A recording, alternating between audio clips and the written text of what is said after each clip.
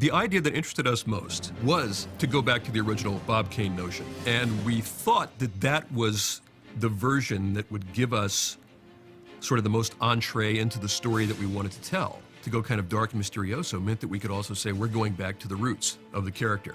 You know, we're kind of paring away all the detours that the character has taken over the years and trying to, you know, zero in on what this original concept was and what made it stick around for 50 years. Sam's approach, you know, was, I thought, really the right thing, you know, just it's in the same vein as those other comics, just taking it a bit more seriously, exploring the psychology of it. I mean, it felt like kind of new territory for that kind of movie at the time. Most of the first 2 acts are Sam Hamm, and then Warren came in, you know, may he rest in peace, and he did a good job. Sam's script was a lot like the movie that turned out, and Sam did a great job, and his whole sensibility was in there and fun and everything.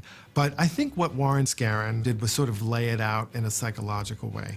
And he was so succinct in his psychology and you know, emotionality of the characters and the story and everything. We'd ask him any question about any character in the script, and he had an answer, and you know, what felt like the right answer for motivation and things like that. So it was really refreshing.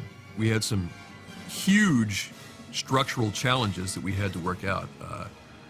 We were originally Robin was supposed to be in the movie, and the structure that we had worked out for the story really did not admit Robin very easily. I think almost everybody across the board just was happy not, you know, no Robin. I think I can't recall one person that was going, we got to have Robin in this. There's also a historic reason why Robin shouldn't even be in the first picture, and that's because the first year the Batman was created in the comics, he worked solo. He was created in May 1939's Detective number 27, and Robin didn't appear until Detective number 38, so he did operate for just over a year on his own, and by the movie reflecting that, all it really does is correctly capture the mythology of the characters.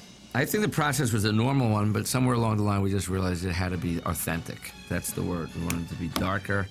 Bob Kane got in the process. You know, we did a lot of homework with Jeanette Kahn, who was running DC in those days. We all encouraged each other to stick to what the real Batman was. And of course, Tim was the key to that. If Burton had fallen out of the project would have collapsed. When you add a component in that's so vital to it, and it gets going, and that person were to move away from the project or leave it or abandon it, it's very hard to get another vision keeper. It's very difficult, not impossible. But at that stage, with that kind of quirky project, with something that was becoming so much of his vision, that it was difficult. Now we had a balancing act. We had to keep him in and keep him very aggressive and active on the project, and yet we didn't want to let the project run away with itself. So we're balancing a lot of forces in getting this film made. 67, take 1. Action! Excuse me. Could you tell me which of these guys is Bruce Wayne? Well, I'm not sure. Thanks anyway. You have to recognize that when you're making a movie, that you're in the selling business from the minute the movie gestates, from the minute the movie is announced, from the minute the first comments reach the press, there's an impression about the movie. And when you have a property that's a lightning rod, like Batman, when you begin to cast the picture, everybody has an opinion, because they know what that character meant to them in their youth, or as they read the comic, or when they saw the television show, and they even question whether they should make it. Well, Michael Keaton was a firestorm of activity when he was cast. Well, Keaton was controversial at the time because everybody thought, Michael Keaton, that means the picture is becoming a comedy. Of course, Tim had just done Beetlejuice with Michael Keaton, in which he was spectacular, but it's not the sort of thing that you would necessarily look at and say, oh, look, here's this guy, you know, is an incredible physical comedian. It's not you instantly think Batman.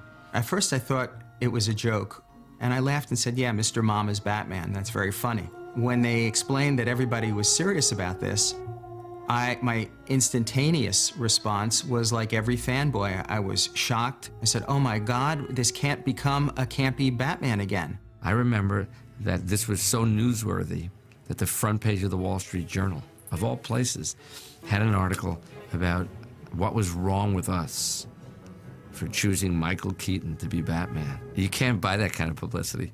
On the front page in the left column, to show you the level of celebrity it reached, said, what a ridiculous choice.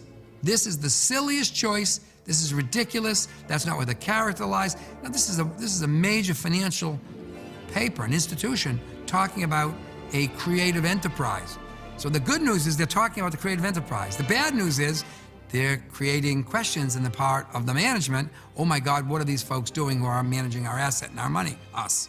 So you always have that yin and the yang. You know, you get the noise, but you also get the light. It was kind of a shock to some people when we cast Michael Keaton, and I did hear filtering back from America that, oh my God, you know, this is going to be this disaster. It's going to be like the TV show and blah, blah, blah, blah, and they're just going to camp it up and do that.